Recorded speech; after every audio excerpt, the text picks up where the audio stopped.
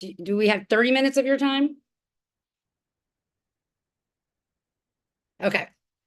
I think 7:10 you have to be done, No, right? yeah, 7:10, 7:45, or 7:15. Yeah. Thank you.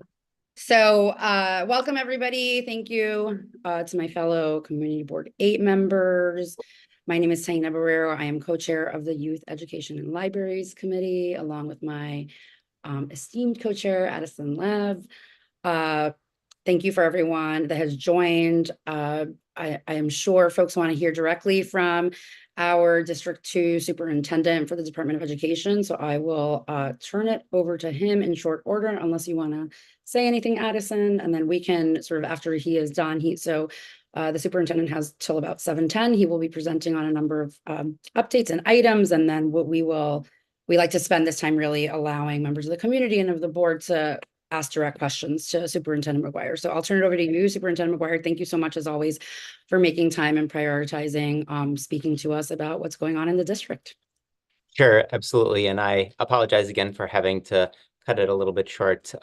We have a citywide event over at LaGuardia High School this evening, but I did want to just start tonight with sharing a few celebrations, especially from our schools that are in Community Board 8, and then a couple of other updates in regard to what's going on in the district. And then I am happy to take questions on any topic of facing our schools.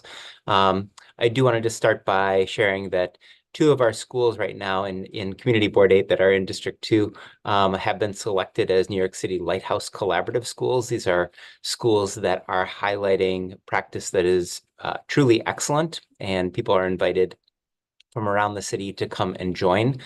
This is a little bit like showcase schools that did exist under Chancellor Farina, but this is there's a little bit tighter measure on what it is that we are looking for when we're going in and evaluating schools to become Lighthouse. Today, Manhattan New School actually hosted its first Lighthouse Collaborative.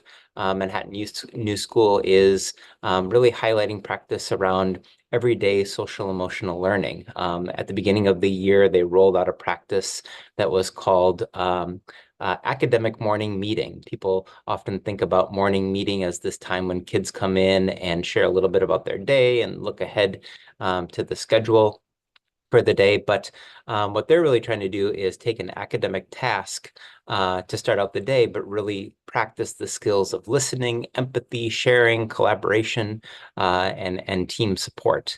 Wagner Middle School will be hosting a Lighthouse Collaborative later this spring.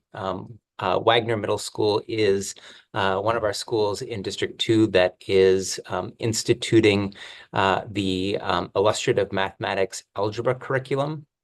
The city central mathematics department was really looking for schools that were engaged in high quality exemplary practice around implementing algebra, because algebra is a requirement for all high schools.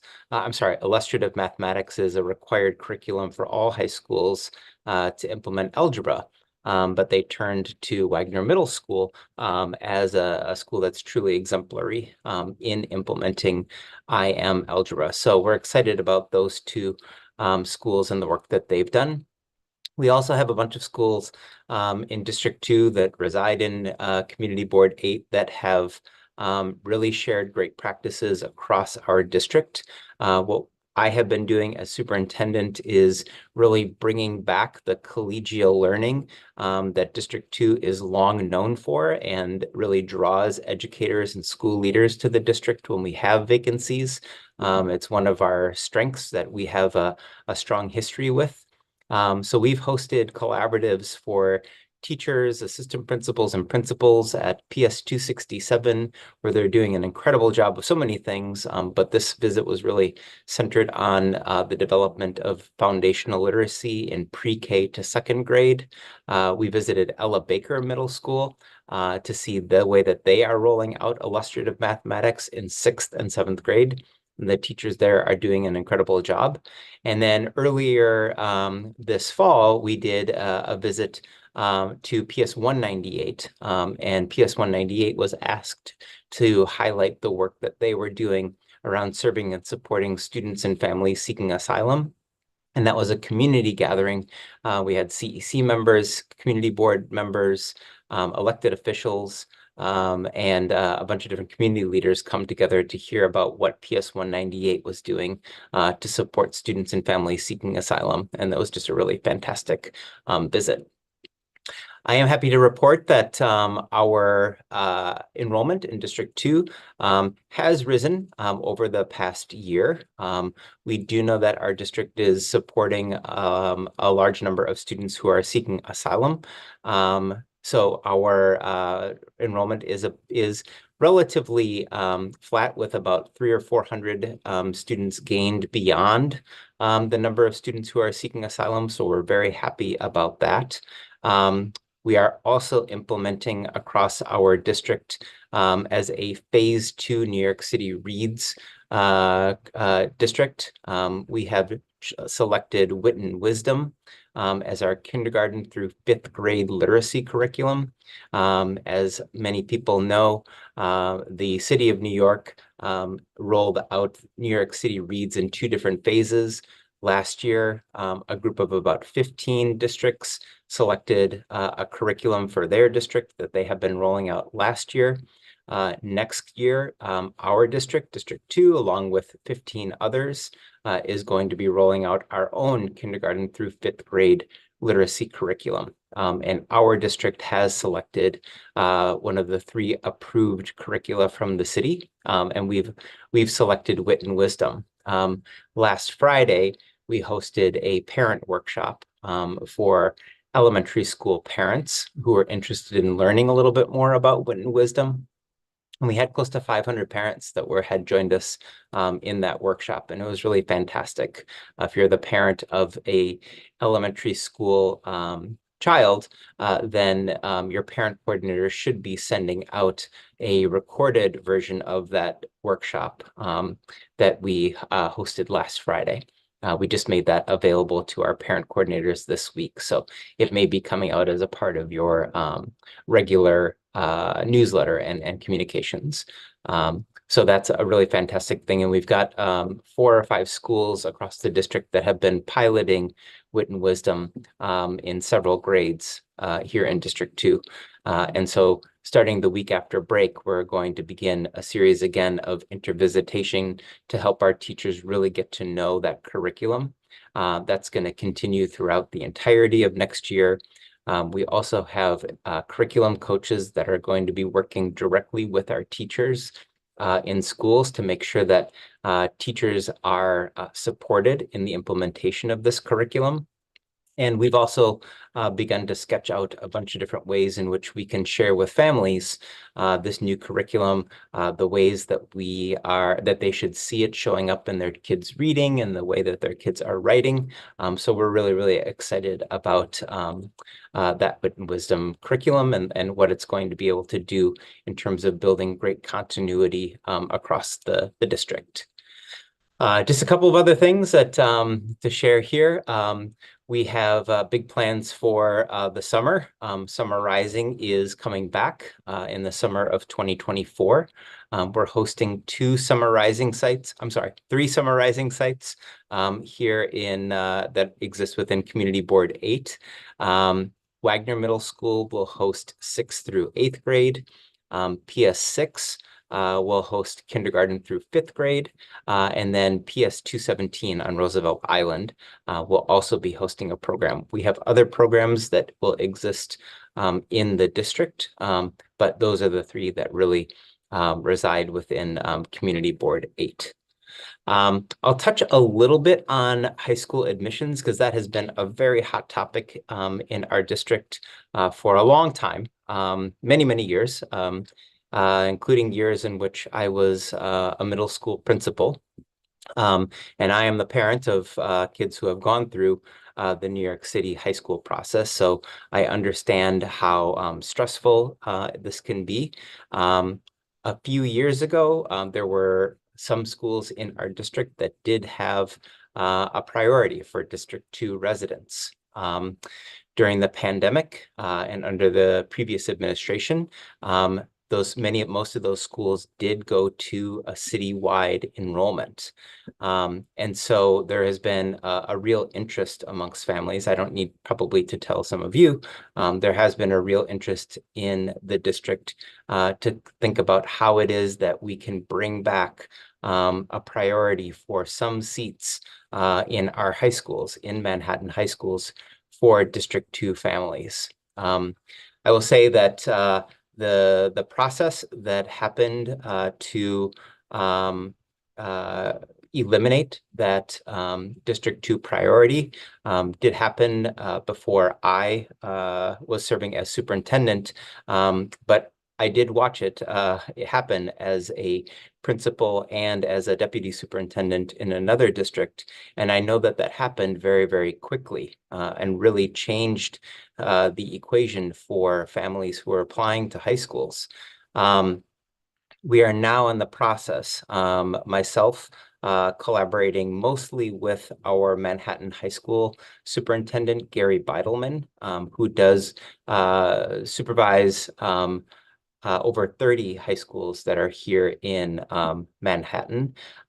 Gary is very much on board with trying to figure out how it is that we can work to create more high quality seats in our high schools here in District 2. Both of us have continued to meet together to do some planning around this work. We're meeting with lots of different parents to hear their perspective, their concerns. I know their concerns well as a former District 2 middle school principal. I know the concerns well of families in our community. We are also collaborating with our Office of Enrollment and the First Deputy Chancellor's office at the Tweed Central Office. So it is a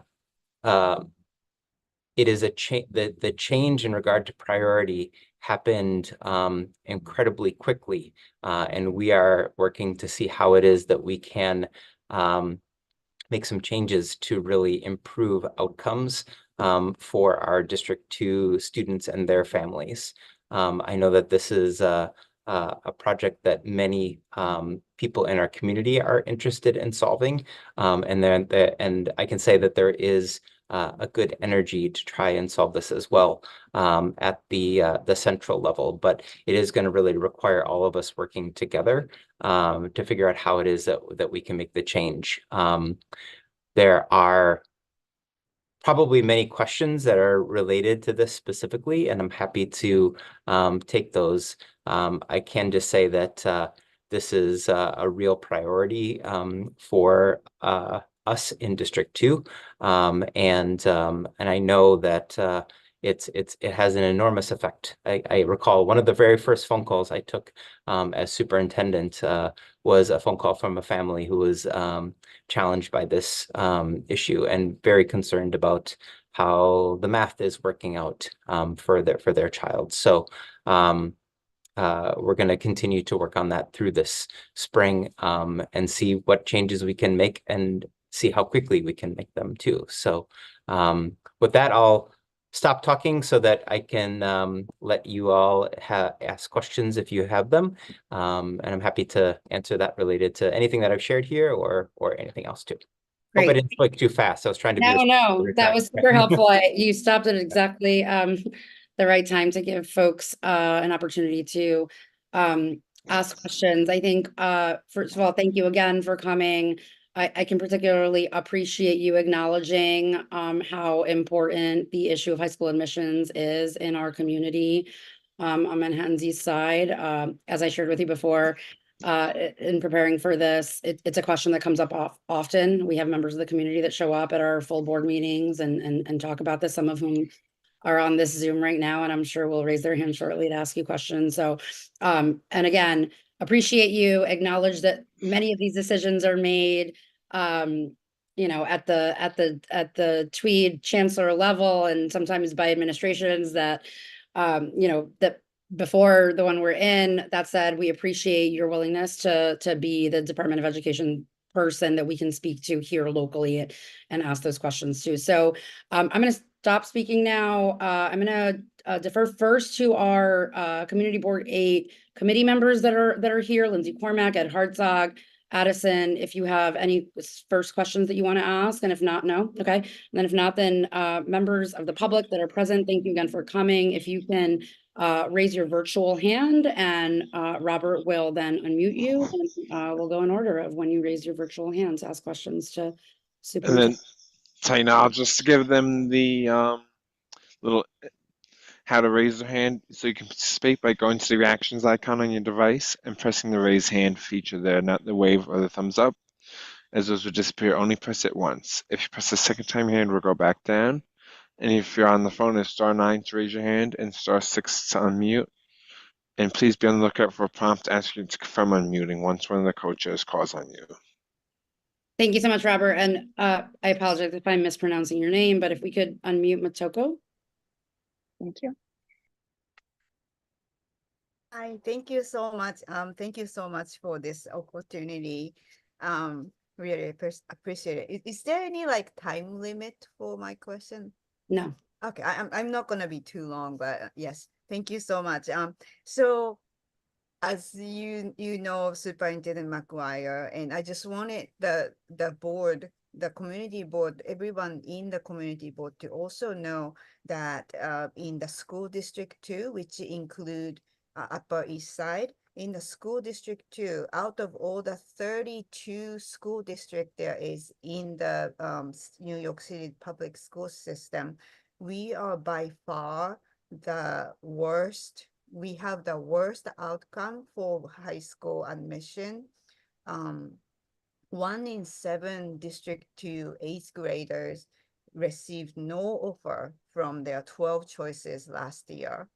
And DOE just randomly assigned a school for them. And it's not because their grade was bad, but mostly because of the lottery number and other, things that were going on.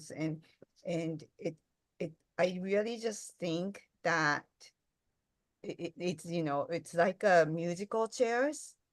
The city should build more quality high schools in every community instead of giving something that our community built and our community had, or it was built for our community, but then because there are some scarcity in some other neighborhoods, so they opened up for them also. So now, like for example, like the high school, the Eleanor Roosevelt High School, which is within our community, there's only 125 seats, but that school is now open to the whole city. And our city has the largest public school system in the nation. The nation that is the largest, one of the largest nation in the world. So I just don't think this makes sense. And it's just not sustainable because there are a lot of families that are moving out of the city because of this, or deciding not to raise family here. Even the younger parents are thinking that, oh, the public school system in New York City is like a joke. I actually read that in the Upper East Side Mom Facebook post. And it's just not sustainable. I want to stay in the city. I want people who supports the community to stay in the community. And, with this tax, all the fiscal crisis that's happening, and we want to support the asylum seeking families, but if people who could support leave the city, then we can't. So it's just really not sustainable. And I really appreciate it, Superintendent McGuire, that you are willing to work with us so that this is going to be resolved before next year. And I know that current 8th graders result is coming back in March. And I think we will also have to speak about them too in March. Thank you very much. Thank you, Matoko. I don't know if you had a specific question for Oh. superintendent. I guess It's okay if you don't. It's okay if you Yes, don't, but yeah. No, I guess the question would be like, how, what is the way do you think that we can resolve this? And is it like who actually makes the ultimate decision? Does it have to like, does each principal, I know that during the COVID, a lot of principals of the high schools wrote a lot of things on the media, or they had like a public letter to, I don't know who that was addressed to, about diversity. And although we do have diversity in this district, but anyways, is that the principal that would decide about the Manhattan priority, or is SLT like PTA or SLT, do they have a say?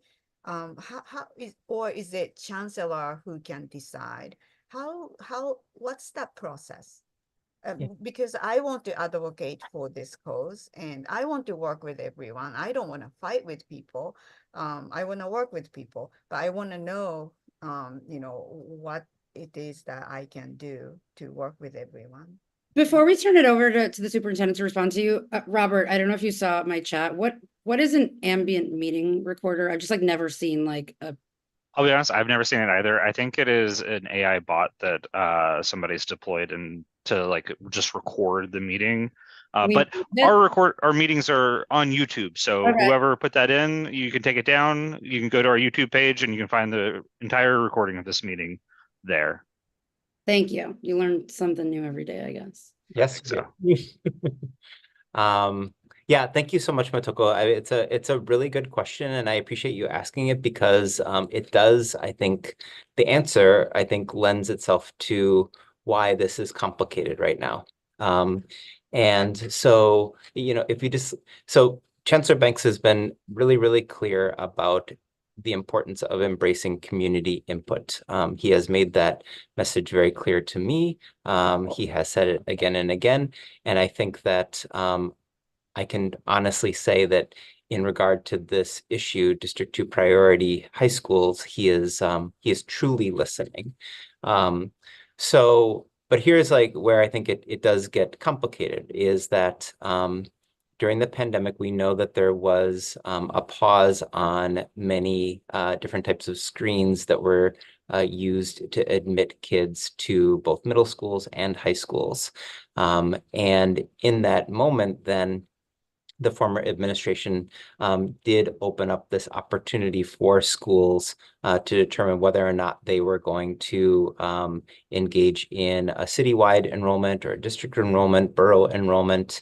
And many of the schools that were very popular amongst District 2 families, or at least the District 2 families that attended my middle school when I was a principal, did decide to go to a citywide enrollment.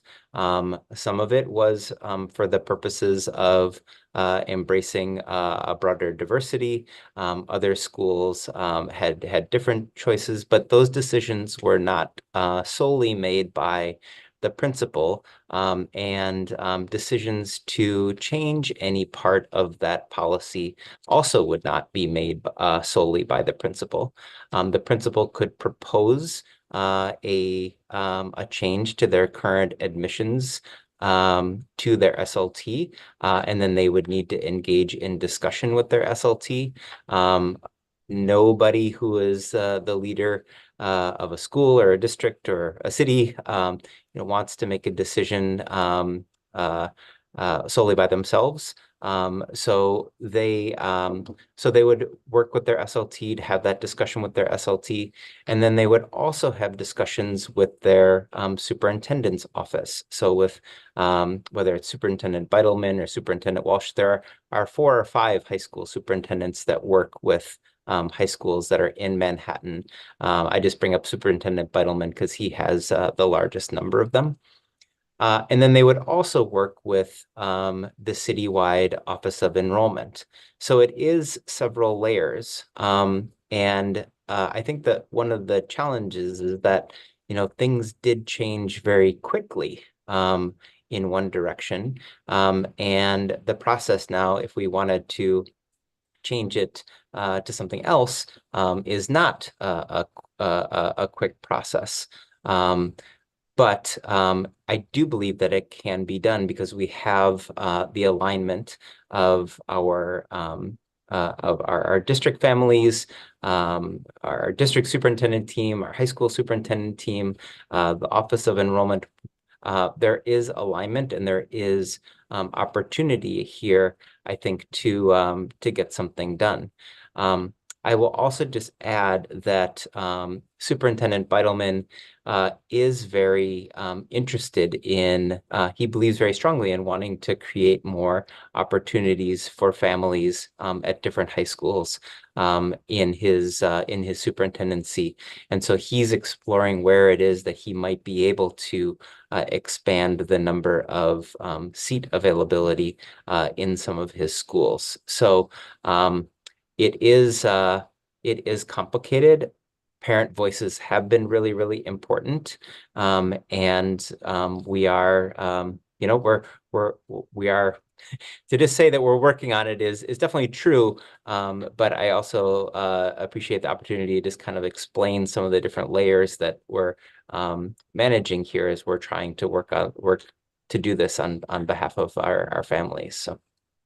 Thank you, Superintendent. If we can unmute Di, I think it's Di Johnson.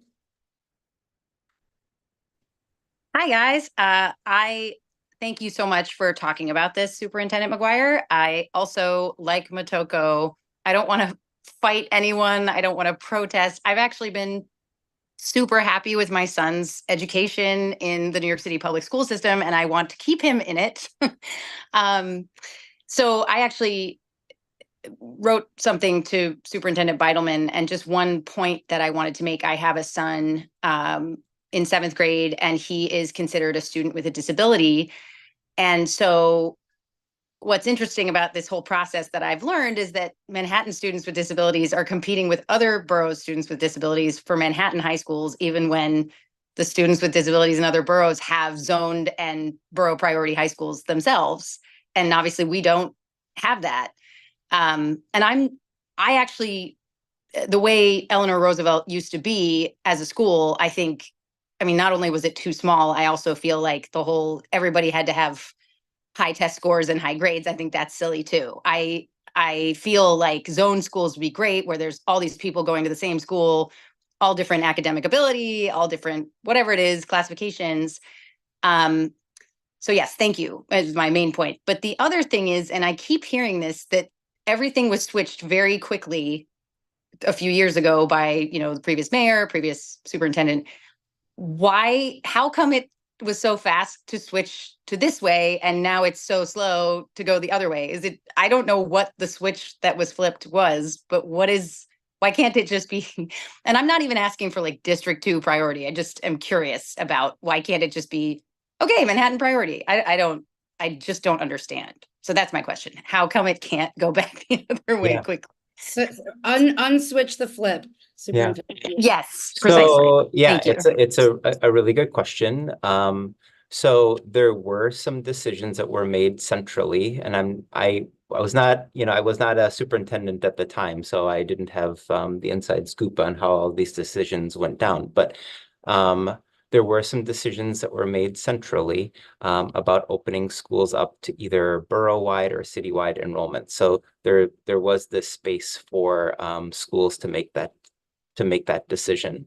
I think that one of the challenges now is that all of the schools that previously had District 2 priority now are filled with families from all over the city. And so it is a different scenario. There may be some families in these schools that don't want to see the switch flipped back the other way.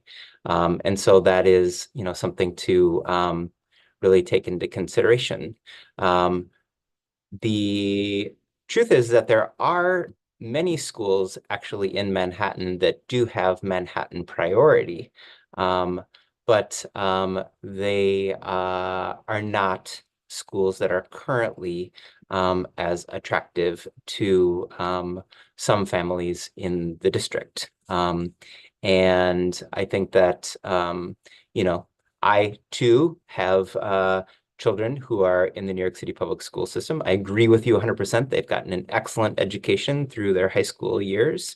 I think that when families are selecting schools for their kids, like they want somewhere where they think that they're going to have a great opportunity, that it's going to be they're going to have, you know, all that stuff. They're going to have, it's going to be safe. It's going to be a place where they're going to learn a lot, and they're going to have opportunities to participate in after school and other activities, clubs and that kind of thing. So, yeah, I think, and I appreciate also, I just want to say that you're raising the question about, you know, students with disabilities too, because this is certainly like a very mixed group of families who are advocating for some priority in the district.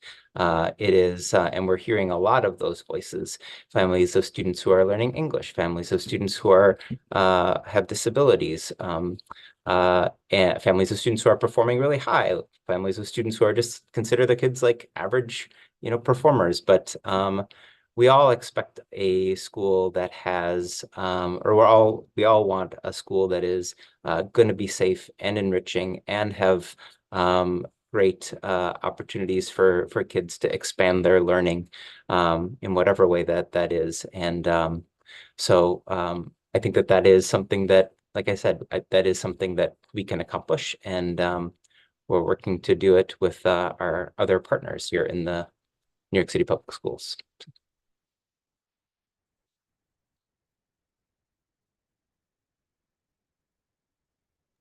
Can we go to Jenny and unmute Jenny? Hi, Superintendent McGuire, nice to see you. And thank you again for giving us this opportunity to speak. I don't want to repeat and keep people on the call and repeat things that both Dai and Motoko already said. I agree with basically everything they've said, so I don't want to repeat it.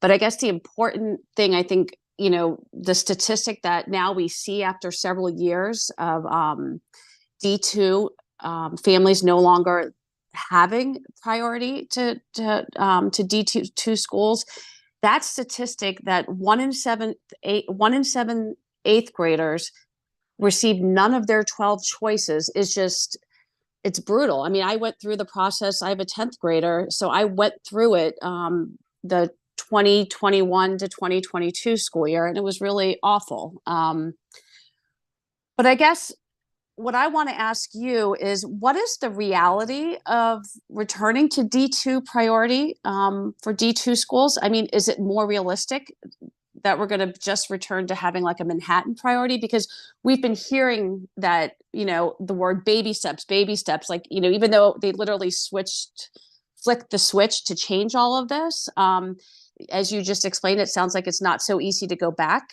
So that's the question. Like, is there any possibility we'll go back to any D2 priority?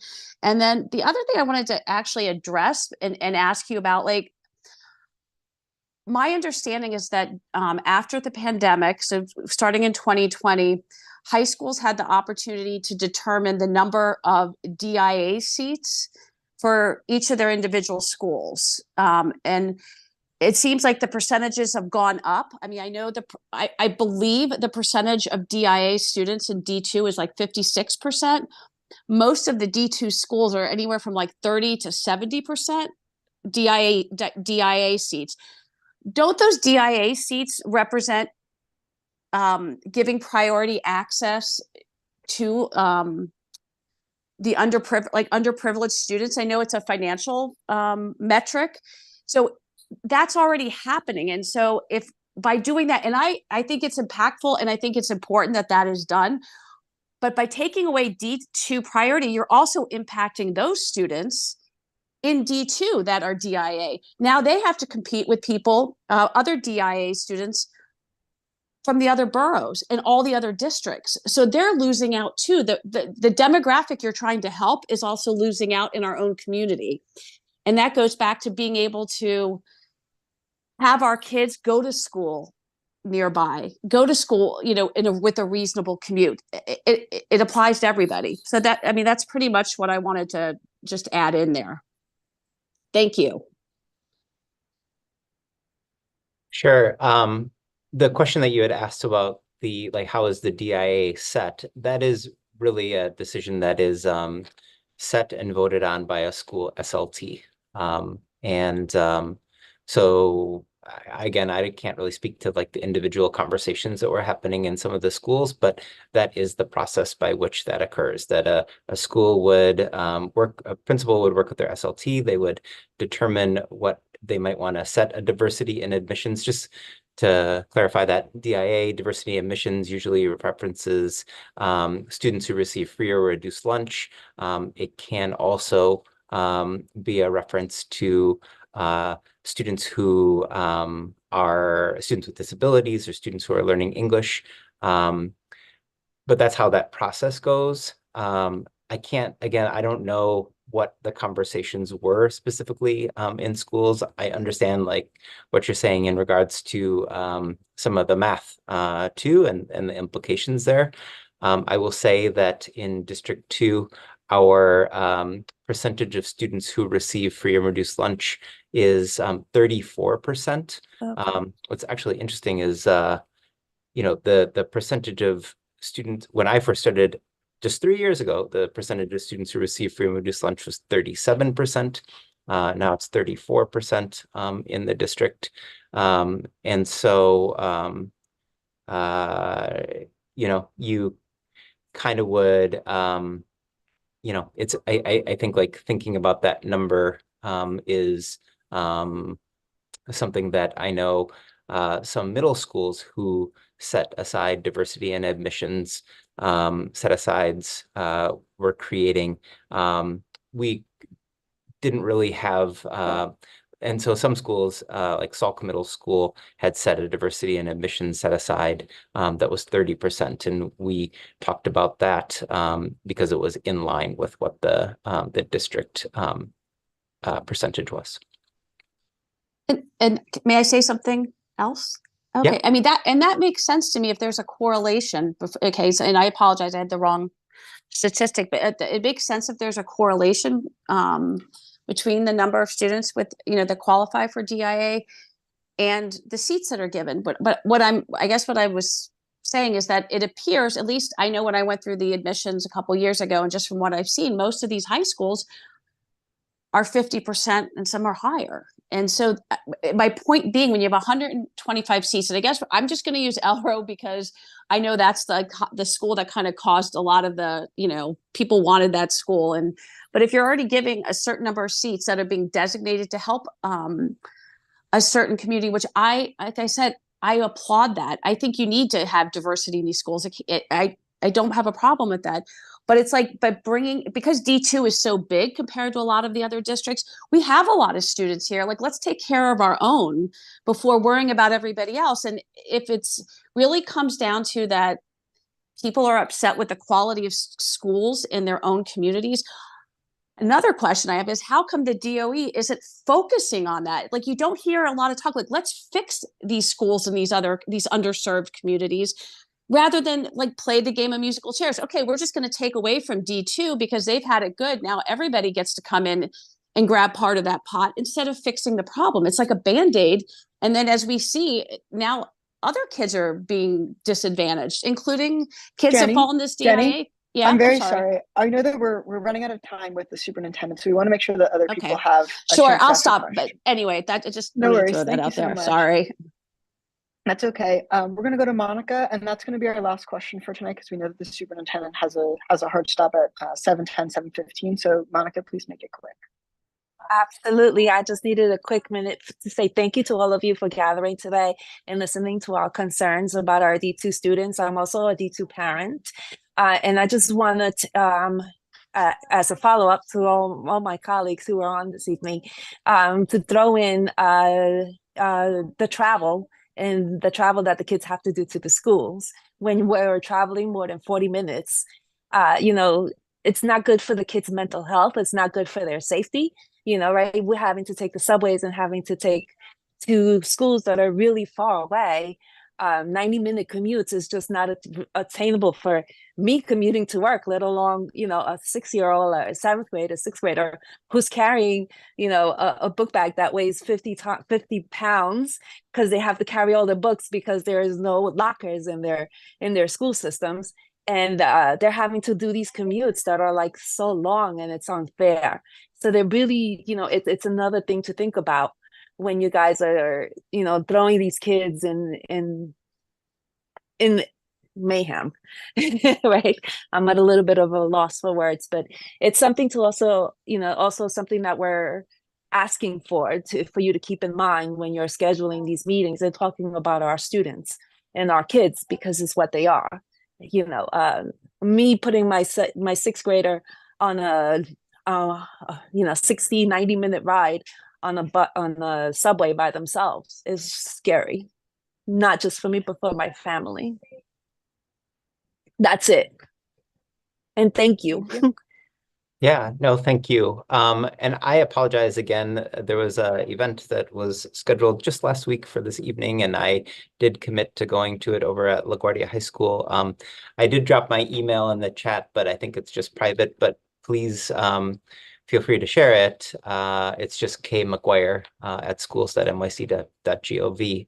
And if you have questions, I'm happy to follow up either an email or a phone call. But yeah, I'm sorry I can't stay on longer, but please stay tuned because we are working on updates for the district for sure. Thank you, Superintendent McGuire. And Addison and I will make sure to have folks send us any questions they weren't able to ask, and I'll send them to you via email. Good luck at your event at LaGuardia.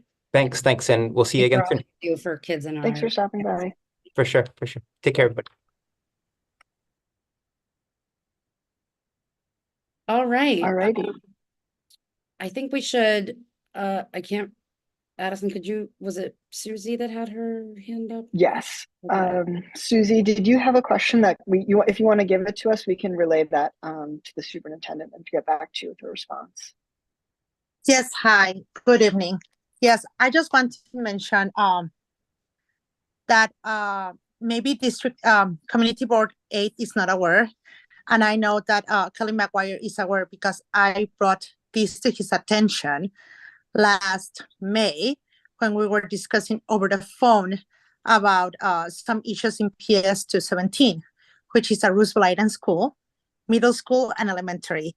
And I was telling him that unfortunately, all our G&T seats for Roosevelt Island are taken away from Roosevelt Island residents, that we are zoned for that school and we have priority to that school because they're given to District 30 students.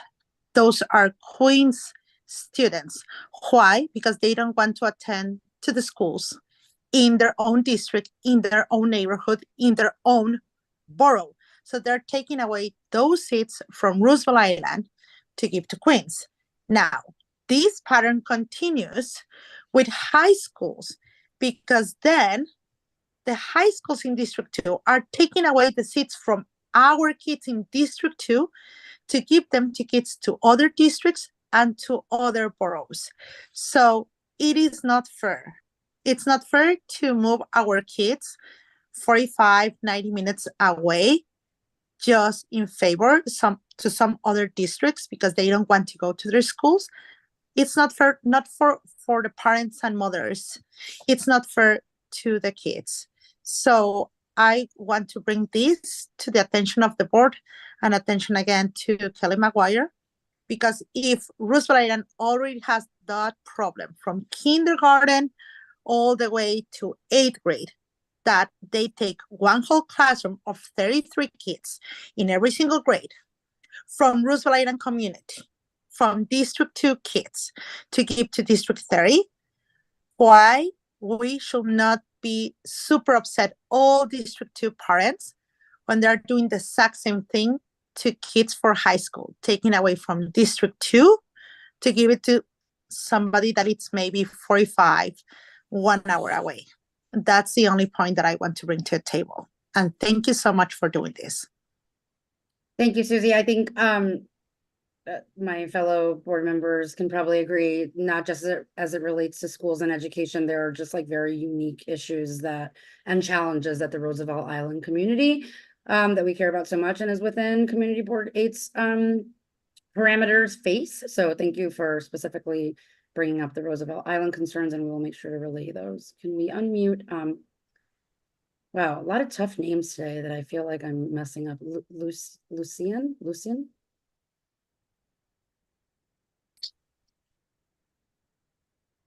Hello, can I speak? Yeah. Yes, we can hear you. Okay. I hear, I've been involved in a lot of the conversations, but not all the conversations, and I was a bit late today. But, I'm on Facebook groups, I'm an active parent, I'm listening, I'm questioning, and I could see the statistics move. And so statistic-wise, the diversity is increasing. However, there's absolutely nothing that I've heard that said it was helping anyone in terms of education. Like, what about the quality of education for all? Like, what is this doing? And can you just speak to explain how this benefits anyone? Yeah, I mean, I don't know who you're directing that question to, but well, I guess it would be the Kelly McGuire, but he's not here. So yeah, I'm happy to is to the people who are insisting that diversity equals, like, first of all, like, there's 15% of the kids in New York City are white. There's not enough to go around to diversify the schools. But this diversity and equity initiative, there's nothing that all it shows is numbers moving. It shows there's nobody saying anything substantial of how this is benefiting anyone. So can you speak to that? well, first of all, thank you for sharing your thoughts and concerns. I am co-chair of the Education Committee for Community Board 8 and a member of the local community. I certainly do not speak on behalf of the Department of Education or the City of New York. I just want to make sure I understand like your question accurately. Are you referring to a specific diversity initiative that the city has to diversify schools? Because I don't believe that's a thing, but if I'm incorrect. Then why doesn't Manhattan have priority? It's all about diversity. I mean, this whole movement is equity. I mean, how could you say it's not? What movement? I'm not articulating a case. Okay. I'm asking you what initiative Okay. you're referring to. That's So all. I'm a New York. I was born and raised in New York Okay. City, and I'm a bit older. So when I was growing up, everybody went to their neighborhood schools. That was a thing. And then what happened was, and it would be before this administration, that was unfair because low-income kids were stuck with low-income schools, and they didn't have an opportunity to access high-quality education. And so since then, there's been a lot of different things happening in New York City. And in District 2, you have a concentration of high-quality education. And what's happening now is there is a push to diversify that so that people from other boroughs can come, and there's diversity in admissions, and there's all these things about equity. Instead of improving the schools overall, the idea is to water down or like to give access to District 2 schools to the rest of the city. And District 2 is suffering. District 2 parents are suffering. Like in the outer boroughs, people would much prefer better schools than to commute to District 2. When the other parent was saying commuting out of District 2, nobody wants to commute into District 2. People want better quality education.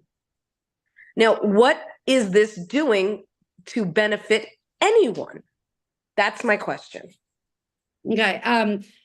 So the superintendent, thank you for clarifying. The superintendent he put his email in the chat. I believe Robert from the community board put it in there. I encourage you to directly email the superintendent with that question, which is a question only sort of he or someone from the Department of Education can answer. So I wasn't taking a position. I appreciate your opinion and your concerns. And I suggest you email him directly with that question. Monica, I see your hand is still up, but I think that might have been from earlier.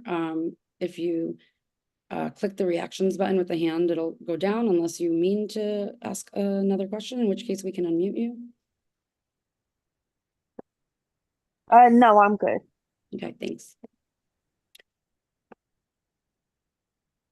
All right, well, that was the main item on our agenda. Just want to make sure we give folks an opportunity to raise their hand if they have any other questions or comments or want to bring up new business or recommendations for things we should talk about in future committee meetings. I believe Jax Schott raised her hand. If we can unmute Jax. Hi. Can you see me? We can hear you. We can see. Okay. I'm sorry, I'm on my phone and I Don't have an worry. issue with Zoom on my phone. Okay. Thank you for calling on me. I am, I'm not going to repeat myself like all the other people who have voiced their concerns about having District 2 priority or Manhattan priority. I just want to make or bring awareness through the chats and through statistics being shown. Schools like Eleanor Roosevelt or Beacon or the popular District 2 high schools, that District 2 kids, when they had priority, probably about, I'm not gonna, don't quote me on this, but it was roughly around 38 to 50% of District 2 students would get into these schools. And after the priority was taken away, it has decreased significantly to like 18% of District 2 students are actually only able to attend District 2 high schools. And if you're not concerned about that, for the children of District 2, that to me was a real like alert when I saw that number. I was kind of like, wow. And not only that, but I feel like and maybe Jenny or Matoko, because they had the spreadsheet, can help me out on this, but I feel like it was something like 18% of District 2 students didn't get any of their 12 choices for a District 2 high school, or for whatever 12 choices were on their application. 18% of children who probably had, bad lottery numbers, but, went to a District 2 middle school, went to a District 2 elementary school, could not get into any of the 12 choices. That to me is a huge problem, especially when in the other districts, whether it's Queens or Brooklyn or, other zoned areas, they have priority. They still have priority seating for their areas, yet their students are applying to District 2. And now District 2 students are not getting in to a local high school that they should have access to.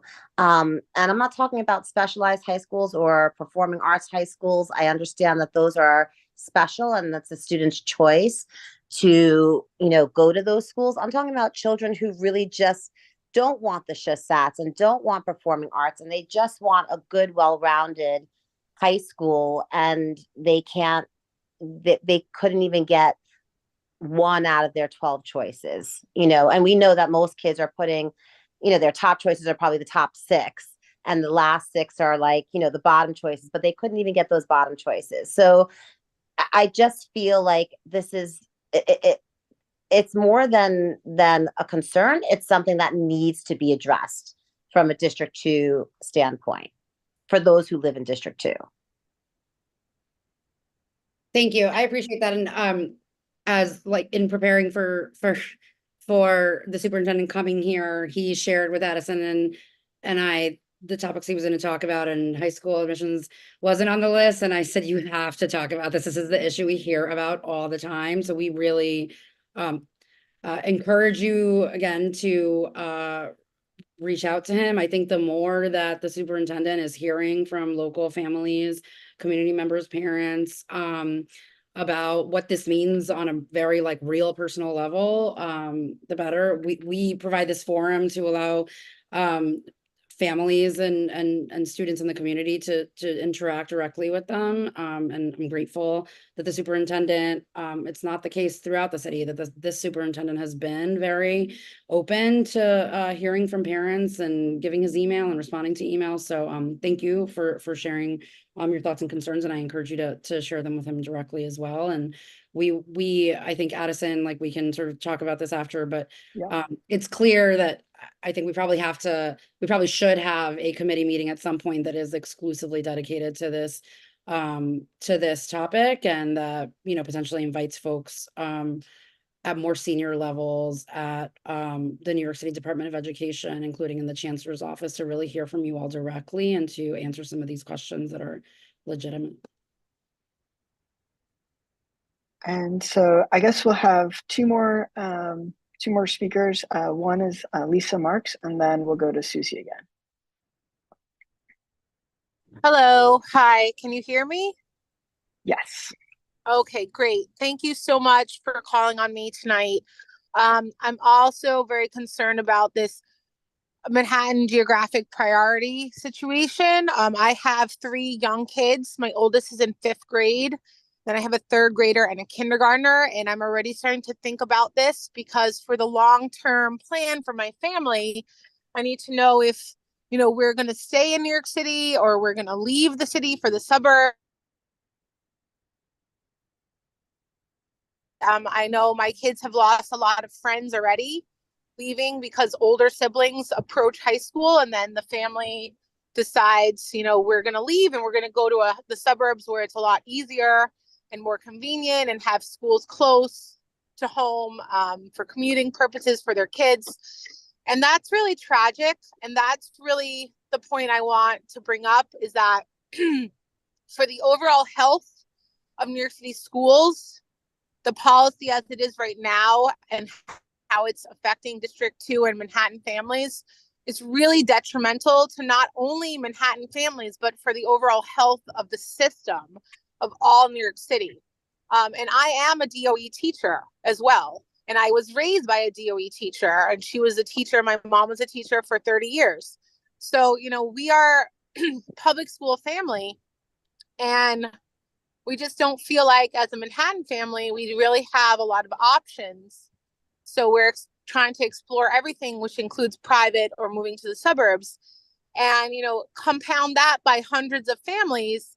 And you're really going to see a deterioration of, Manhattan families staying in the city, trying to raise families. We see the enrollment numbers declining year after year, and it's something like 20% down since the pandemic in 2020. So, if you have that continuing drop of families leaving the system, you don't have the taxpayer base for Manhattan, and you don't have taxpayer funding for the schools. So that is really the overall health of the system I'm concerned about. And additionally, it's not just a District 2 or Manhattan issue where parents want their kids to be close to home for high school, relatively. I'm not opposed to traveling blocks in either direction, 60 blocks in either direction, but at least in the same borough. But I think parents across all 5 boroughs have that same concern. So instead of this kind of lottery Band-Aid system, which is not really fixing the root cause, students from the Bronx feel like they want to come to Manhattan schools. Well, because the quality of the schools in the Bronx is not what it should be. So why aren't we putting resources and really strategizing about on the ground how to, elevate the quality of schools all across the Bronx, the Queens, Brooklyn, Staten Island, so that those schools are attractive to local nearby families. I'm sure Bronx parents don't want their kids traveling all the way to Brooklyn for school, because that's not really what any parent wants. So let's do the real hard work of increasing the quality and the standard of curriculum and the standard of education at all schools. Make more good schools instead of having this scarcity of resources where only the Manhattan schools are thought of as quality schools. We should have more good schools in every borough, and that would alleviate a lot of this pressure where Manhattan families are getting blocked out. So those are my comments, and thank you. I think what the committee is doing and what you guys propose to bring this more attention to this issue is really, really important. Thank you so much for your support in that. All right, you. And now let's go to Susie. If you have one more thing to say. Yes, thank you. My husband came to remind me something else that a lot of persons do not know. So we're Roosevelt Island. We're District 2. I think that that's clear. When we have been checking with the Excel sheets, like Jack said with Motoko, I see something that it's very curious. So for Eleanor Roosevelt, we have only 32 kids from District 2 seated in that high school. But I see that 25 kids of District 30 were sitting there. And then I went back when I was like having conversations years ago with the DOE to open full pre-K here in Roosevelt Island. And we did it successfully. We added 96. So at one point during that conversation is that the DOE doesn't measure home to school like how we actually travel through the city and the boroughs, not like through the routes of public transportation to get from point A to point B, and they measure that distance through public transportation. Usually DOE does from point A to point B in a linear way. Not matter if you have a river in between that you have to swim or walk over it, or use a paddle boat. That's how they measure the distance between school and home. And that's how they're kind of assigning kids to pre-K, to elementary. And that's how they're deciding in high school, probably who's closer and from another district, to give diversity without considering the public transportation routes that kids have to take to get to school. And I see that it's very unfair, because we are talking about 90 minutes in the subway. Yes, maybe when DOE thinks about it, it's like, oh, it's easy, point A to point B, it's like 3 miles. But actually might be 8 miles while you take public transportation, and that's why we have those long commuting times for our students.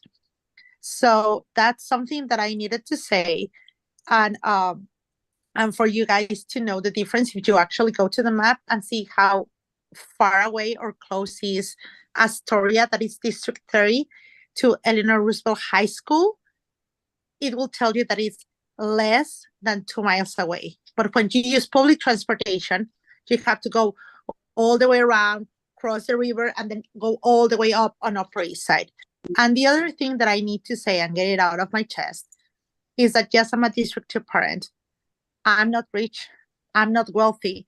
Just because District 2 has names in their neighborhoods that are very fashionable, that everybody talks about it on social media, that tourists wants to go, Upper East Side, Midtown, Times Square, a financial district, World Trade Center, and I can go on and on and on. It doesn't mean that the parents that live there, the families that live there, are wealthy or not. Just because the names of our neighborhood are out there on social media and everybody prays about them, doesn't mean that our kids need to be punished to live in these neighborhoods.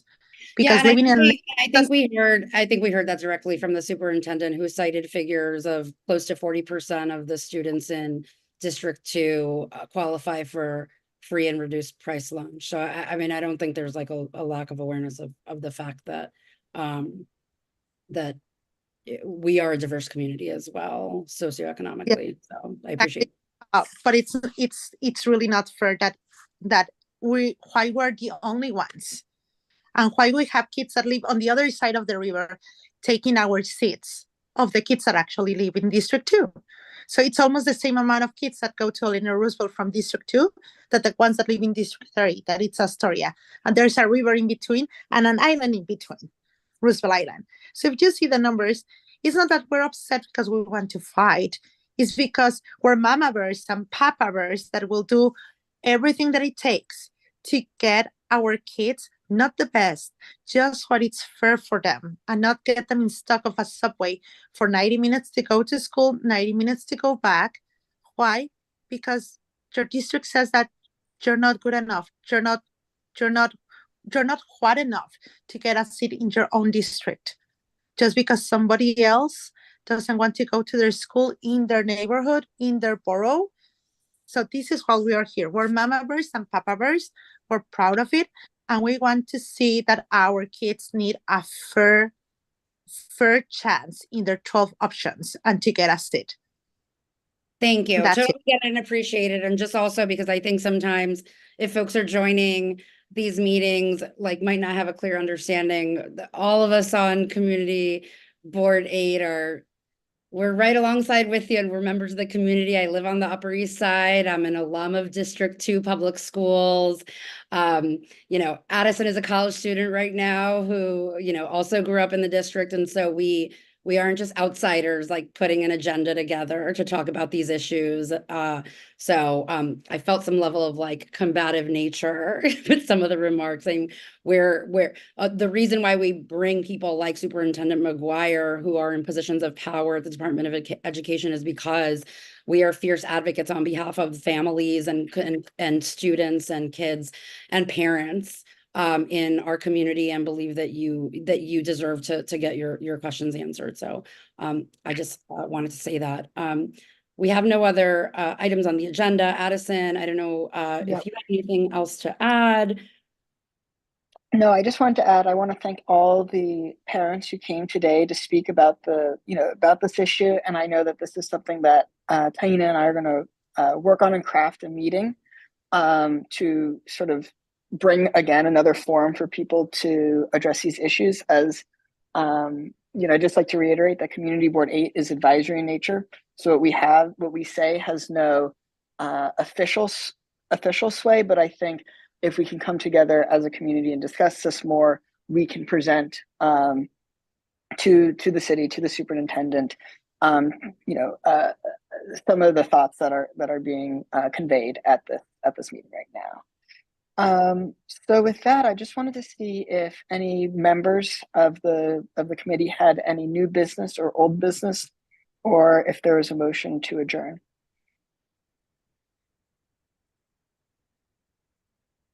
I think Ed is profusely shaking his head to adjourn. And then Robert, before the recording ends, if you could put my Community Board 8 email in the chat as well, please feel free to, thank you, to reach out to me directly. I'm happy to gather concerns, questions, ideas for future meetings. But also Superintendent McGuire put his email there, and you can email him directly as well. And also feel free to put my email in the chat as well. You can email both Tina and I. And Ed? Can I make a motion to adjourn? You may. Okay. And Lindsay seconds it. All right. Thank you so much, everyone, for joining, and we look forward to seeing you next month. Thank you, everyone.